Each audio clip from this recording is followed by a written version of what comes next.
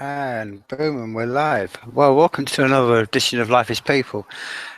And it's my great pleasure tonight to speak to Bill Ottman. And for those who are unaware, and as I always say many times, go out and do your research on Minds because it's a fascinating platform. But without any further ado, I mean, first of all, how are you doing tonight, Bill? And Hey, great. Thanks for having me. no, it's really good. So my first question is to start with let's go back to the very sort of fundamentals of it. Can you sort of tell us more about what is Minds? Yeah, Minds is an open source social networking platform. And encrypted. So basically, we are a social network ourselves on minds.com. We run a version of our software, and we have an active community growing really fast. But it's also, in a few weeks, going to become a platform where if you want to start your own social network or mobile app, then you can use our platform as the basis for yours and essentially save you years of work. It also has a reward system embedded in it. So unlike on most other social networks, you actually rewarded for your contribution. You earn points for everything you do: voting, commenting, uploading, sharing, being voted on. And you can exchange those points for views. So you're 100 points, just hanging out on that for a while, then you can exchange those for 100 views on whatever of your posts that you want. And that's really been one of the more popular features so far because people are feeling very restricted by the algorithms on popular social networks like Facebook, where you can only reach like a few percent of your own fans. Well, that was something I was immediately going to sort of mention because I've been using Minds for a while now, and I was about that very point. I think is something that needs illuminating much more because you can build up a big base on Facebook or on Twitter and stuff, and like you said, or YouTube, and you're only getting a very small percentage, and my own personal witness, I've seen these numbers go down and down and down. Whereas on Minds, I mean, I don't know what your current user base is, but some of the posts will get, really sort of percentage terms, a lot what you expect me to get. And I think this is part of this decentralization. And I'm sure that's something that I don't know how is that something you were aware of, or is that something you're finding a lot of people are aware of? Because I don't think do you think many people out there are aware of how much analytics and stuff are being messed around with Facebook and YouTube, etc.? Do you think that's a Uh, wide? I think that it's becoming more widely understood. It's still not known by most people, similar to how privacy and decentralization aren't really known about by the masses. But especially the reach is pissing people off, even people who aren't interested in privacy and open source, because everybody cares about getting their voice heard. So it doesn't matter who you are. You could be, a teenager on Instagram who just posts selfies, and over the last few months, you notice, wait a second, my page is growing, but my likes are dropping. And that's because Instagram just implemented the same Facebook algorithm. And so now everyone in Instagram is getting punished.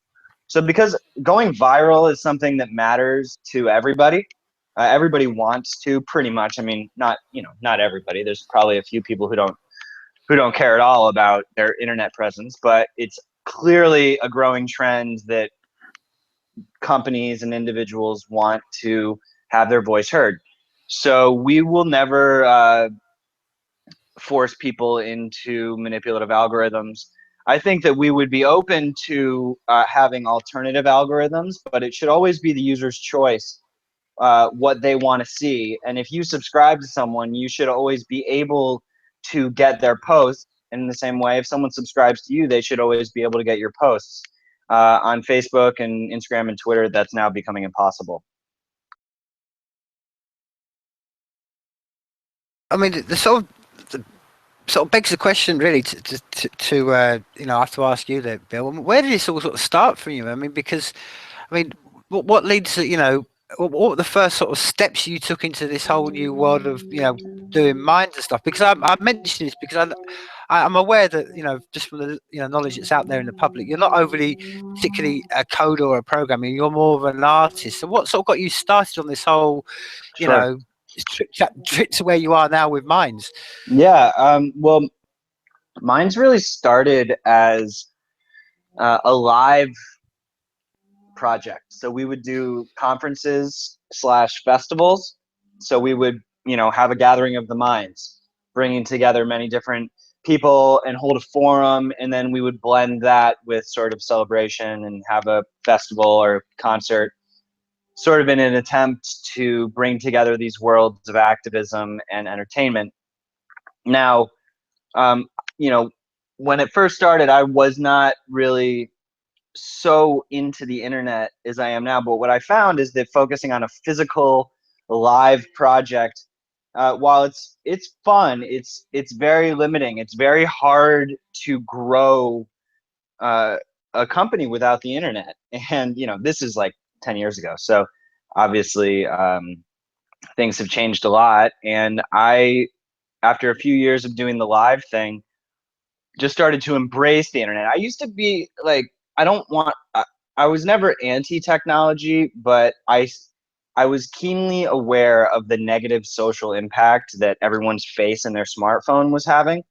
Um, but I think I let that get to my head a little bit too much, and then I just started embracing it. Because really, it's up to the individual. If you become a zombie on your smartphone, it's not the internet's fault. It's not the phone's fault. It's your fault. It's our fault when we let ourselves become antisocial. So technology is a great tool to connect.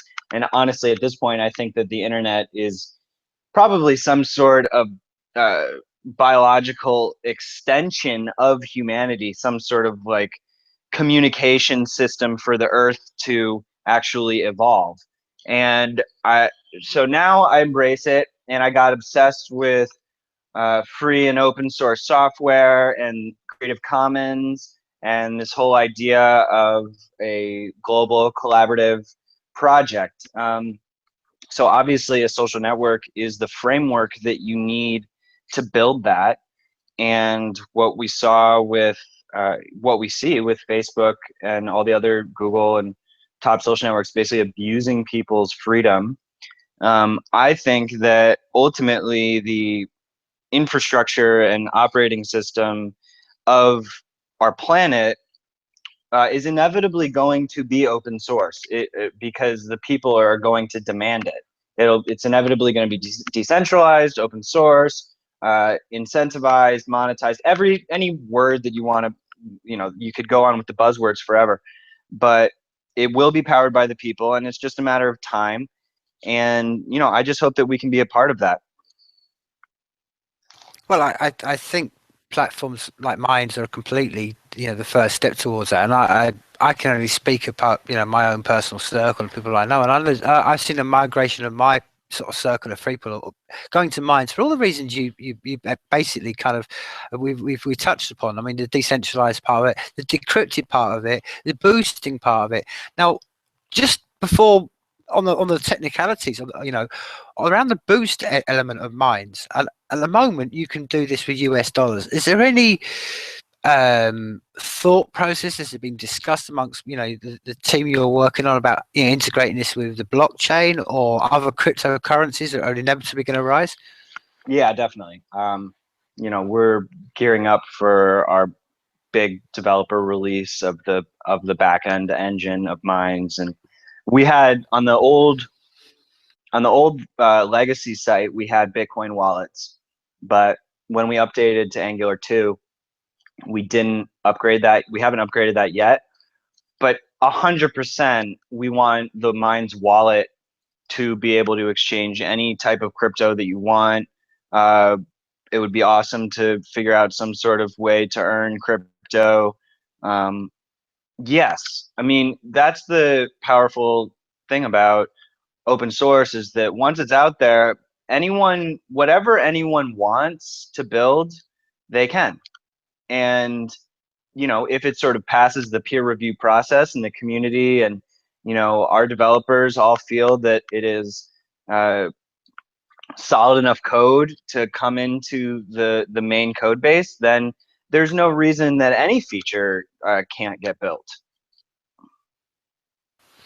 Well, I mean, that's a really inspiring element to hear. I mean, the idea of being able to fork. That's what I love about open source. The idea you can fork things and branch things off and improve, and it's like you said, it's an actual following of nature itself.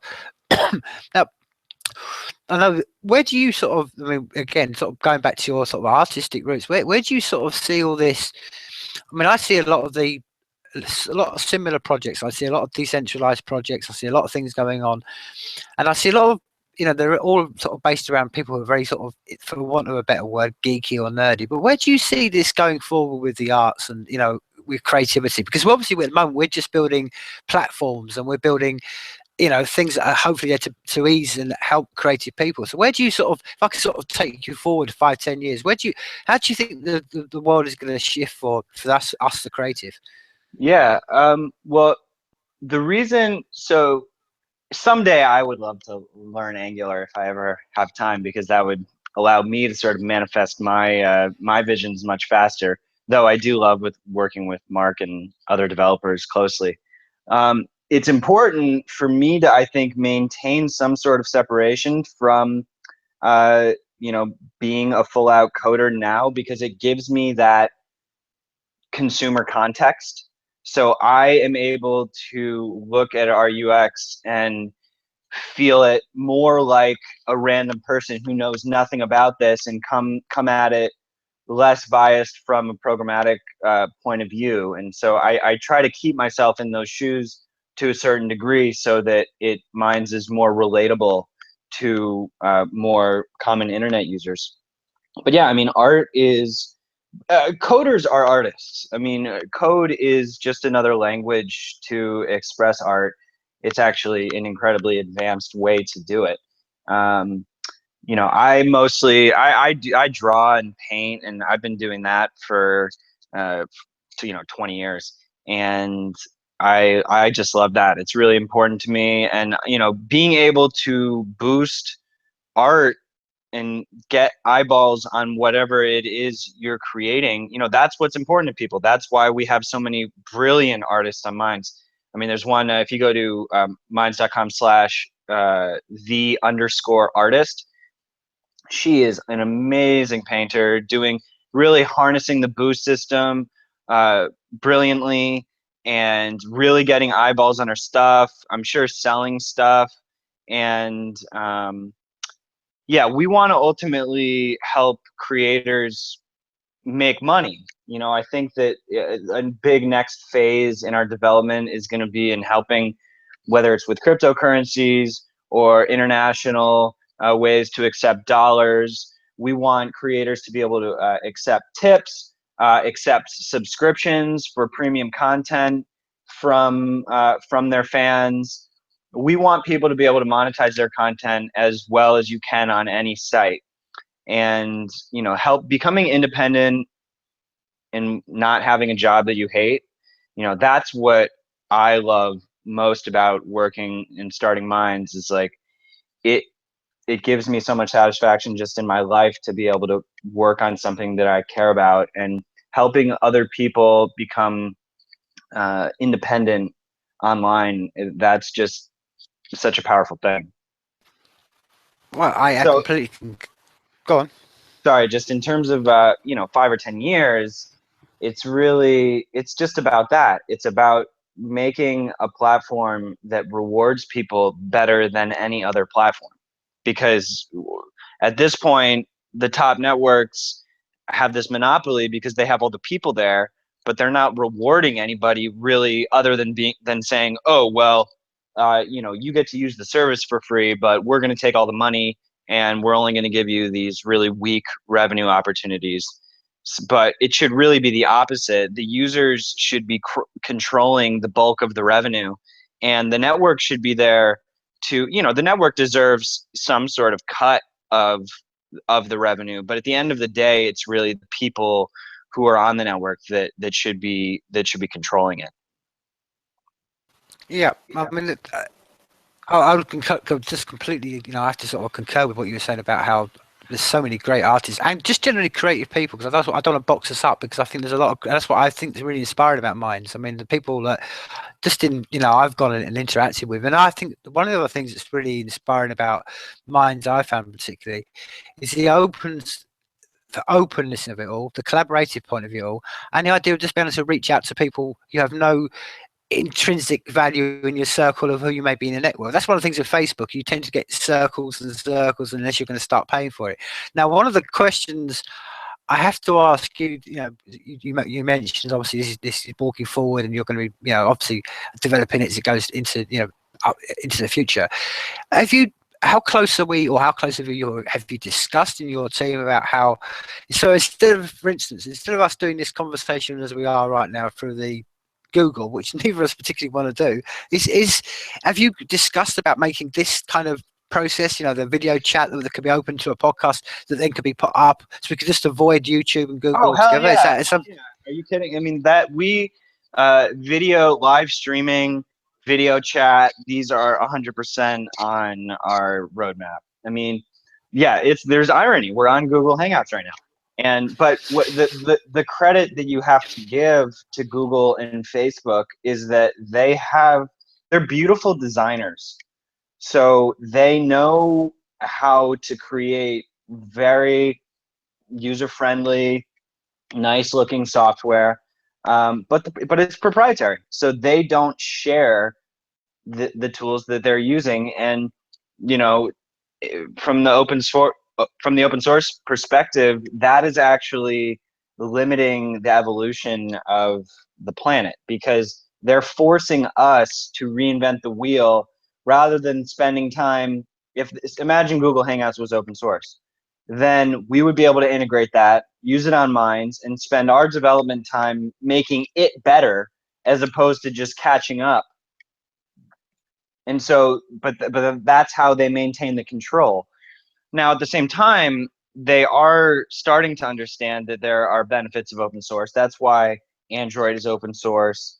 That's why actually Angular, which is co-developed by, contributed by Google and Microsoft, Angular is open source. So they do put little pieces of open source stuff out there, because because they understand that allows you to control, to a degree, industries, because you want to be the base platform. But they're doing it on this lagged rollout schedule that allows them to maintain their illusion of control. So, but yeah, I think we had video chat working on mobile for a while with WebRTC, and then it's been buggy recently. So I think we're going to take it out until we're doing a total mobile revamp to native apps. So that's going to be really important. And then we're going to integrate video chat into groups, and I hope live streaming, so that every channel can have their own. This could be live streamed and recorded to your channel. Yeah, that's all possible. And honestly, there's no way to know how fast that could happen. I mean, when we open source it, I mean, to anyone out there listening who is a front end Angular developer, back end PHP developer, we can integrate these things super fast. If people want to help contribute, we're going to keep going at our pace of development, and hopefully build out our team and hire more people. But it's also great if people want to contribute. Well, yeah.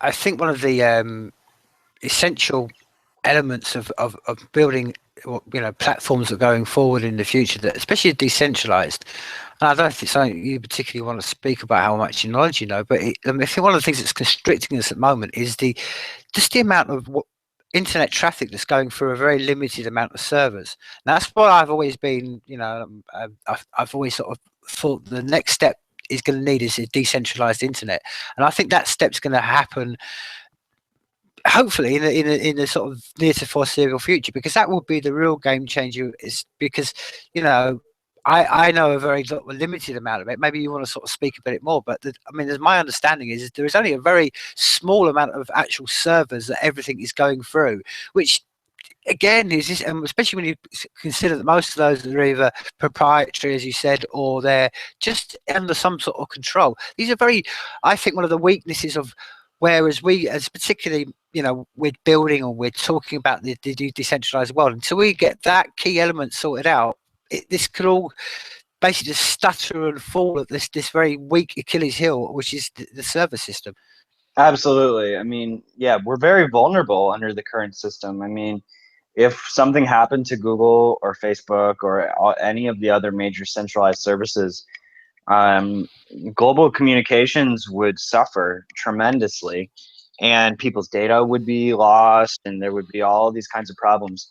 So, you know, our backend database is on Cassandra now, which actually is a centralized system.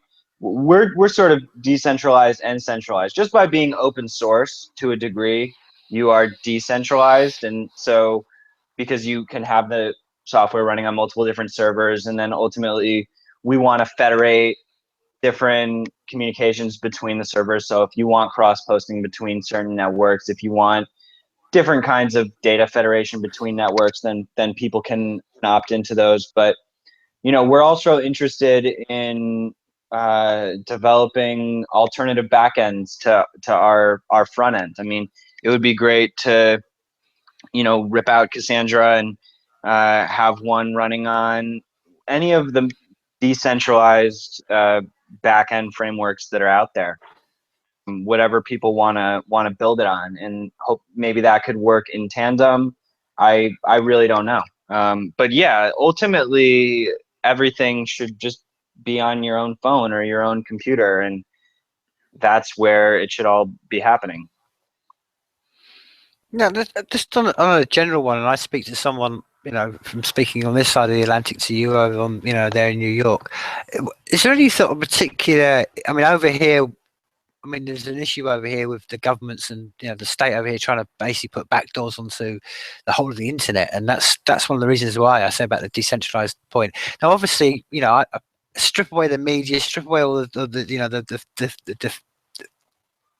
the untruths that are spoken by the media.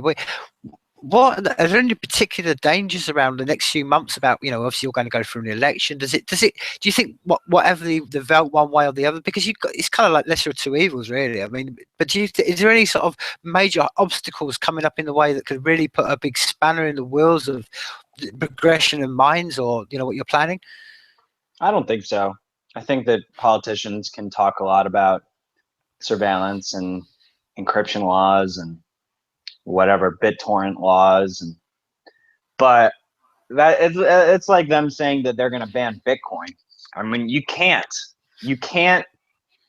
Anyone who says that they're going to make encryption illegal or Bitcoin illegal or whatever, that just shows their lack of technical understanding of what they're even talking about. You can't ban an idea. It's not possible. So whether or not certain internet service providers and hosting places become unfriendly to encrypted and decentralized projects, that's possible. I mean, you could see Amazon Web Services or Rackspace or some of the big hosting companies. Maybe they could be forced to start cracking down, but you can still always start your own data center. There's still always going to be a country where it's okay. So I'm not really too worried, to be honest. I have lots of confidence in the internet and in all of the great open source projects that people are developing. I mean, Linux is already dominating. It's inevitable to me. So I don't worry too much about that stuff. I think that it's resolving itself, and yeah, I think we're going to be fine. And well, from someone who's maybe, I think there's a sort of synergy and similarity between both me and yourself, because we're both kind of, like I said, we're coming from a kind of artistic point of view, and we're both trying to sort of push the directions of platforms in the decentralized world. Now, I've got to ask you, so someone who's, and this is one of the things I have to sort of really, I think, highlight and say this at this moment, is what I really find, I think, where mine stands in a field of its own is how far advanced it is compared to other platforms and how far down the line you are. I mean, it's and how quickly you're progressing as well. So, but with all that in mind, how have you found? You know, and I speak to someone, you know, who's about to really sort of step into this world. How have you found being a non-programmer working with people like that? I mean, you mentioned earlier on that you obviously you're sitting around and you're designing things, and you're looking at things from a different angle. But how have you found that? Because, and this is sort of leads into maybe a secondary supplementary question. How have you? Do you think there's a how is the pool of people who know the languages of Rust or Java, how, is that pool expanding or is it shrinking over time? So it's a dual-edged question, really. Yeah. Well, every developer is different in the way that they like to work. I think that we've become probably the most advanced open source social network out there in terms of UI, just because we're very aggressive and hardworking team, and we know what people want, and we've really listened to the community feedback as much as possible. And now that we're running on Angular 2, the speed of development is much faster than older older frameworks. So it allows us to rapidly develop. And I think that is only going to speed up this year as the project. I mean, we have, in a sense, not even launched yet because the code isn't even open source and we're still in beta.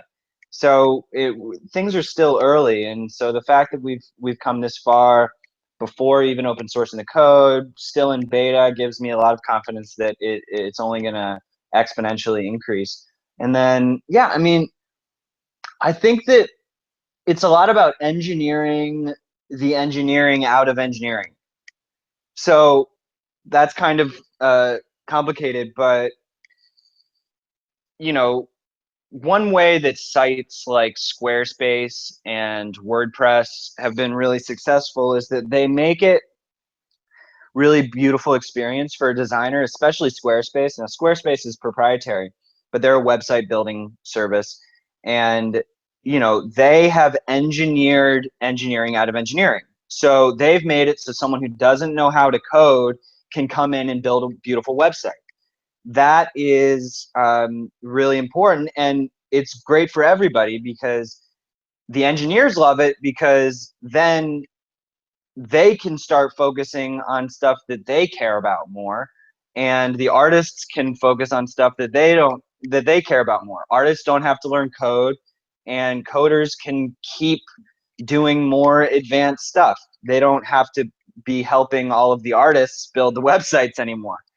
So I think that that's pretty cool. And different people are interested in different things. Not everybody can learn every language, and that's really important. So, when we release the code, we're also releasing a hosted product. So similar to WordPress, people will be able to launch their own social network on Minds with their own domain name. They can theme it, they can redesign it, or they can host it on their own servers. So that's all going to be coming out really soon, and it'll be very interesting to see how people feel about that. And yeah, does that answer your question? I think, yeah, in general point of view. I mean, I kind of just before I do, kind of we just pass on that one. I mean, uh, how on the actual, and this is on the nitty gritty, the process of it. So when you're designing mines, did you design a lot of that actually in one-to-one sessions with the program, or were you drawing it out on paper, or I mean, how did that actual break it right down that actual process come from the what it looks Yeah. like in someone's like your head? How did you get that across to a coder? Was that through that's what I'm saying? Was that a one-to-one? Was that done Yeah. over Skype? Was it done over? I mean, how was that process done? Yeah, I personally, we all have different styles. So me and Mark and Emmy, um, we all have different styles. I personally, in my dream world, would work side by side with a developer, and um, we would just do it together. And once we have the in place, then they can go and do it and come back, and we can do live tweaks if they're really easy to do, because to me that's the most efficient. Now, a lot of developers like to just do their own thing and take a spec sheet and drawings and go and do it, and do more of a back and forth, and I totally respect that. And so we do it both ways. I think we do a little bit. We do vast majority. We draw out a spec sheet, we create a feature doc, we do mock-ups if necessary, and then the developers go and do it and bring it back, and then we make comments, and that's sort of how the cycle goes. Um, and we log all of the bugs and feature requests in our project management system from the bug group and whatnot. But I think that there's some streamlining that we can do, and once everything's open source, it's going to be really interesting to see what happens, because I think that we're going to have a lot of live development going on different servers. People are going to have a lot more freedom to develop how they want to develop, instead of just waiting on us, because there's only so much that we are able to do. We only have so much time in a day, so there's thousands of requests, and we have to go through those and figure out what's most important. And some people we're able to respond to right away, other people takes longer. So yeah, ultimately I would love to be sitting in sort of like a theater type place with a big visualization of the network on the main screen, and then little pods of people all around the room sort of doing small projects, and we're all just sort of working together in a live environment. At least doing that once in a while, I think, is just really powerful, because you get the artists and the coders right next to each other, and you sort of have this evolution occurring right in front of your eyes. And that's really fun. I think the developers often don't like that as much as the artists, because they're the ones doing the hardcore programming. And but some do like that. I've been researching on YouTube some really good examples of developers. There's even a live coding conference that is emerging, and there's this whole new sort of way of developing and designing in the browser directly, as opposed to doing a whole mock-up on a imaging software and then handing that to the developer. It's actually way faster if you're doing all the design in the browser. So that's why you see a lot of artists and designers learning front-end development, because they're saving themselves and the companies a lot of time and money by not having to do this whole endless back and forth process between images and code. Yeah, I mean, I think I mean, I think you briefly sort of spoke upon it there, Bill. I mean, I've the more I go down this path of being, in this rabbit hole of decentralization, I'm finding out a lot of the coders, a lot of the artists, we're all actually, the reason we've been separated is goes back to when we were in school, because they put one set of people in one corner, the one set of people in another corner, and it's only through these tools that we're starting to sort of actually go, oh, do you know what? We're actually quite similar. We like the same sort of music, we like the same sort of films, we like the same sort of, there's a lot of generalization between us all. And this is where I think personally, I think definitely, I think the Minds is going to be one of the great steps towards this. I think hopefully, I mean, this isn't any sort of slight at it, but it'd be great to sort of see Minds take over the space that GitHub at the moment exists around, and this should be a place where people could, where Minds could be the focal point where people could go, okay, I've got an idea, I need someone to do that, the developing the program of it all. And if that was something that was developed on Minds, because it's like you said, the community around it at the moment, that's what I don't know how much you know the analytics, but the community around at the moment are very much like-minded in the sense of they all want the same sort of thing. So before we do wrap this up, Bill, I mean, there's a couple of things.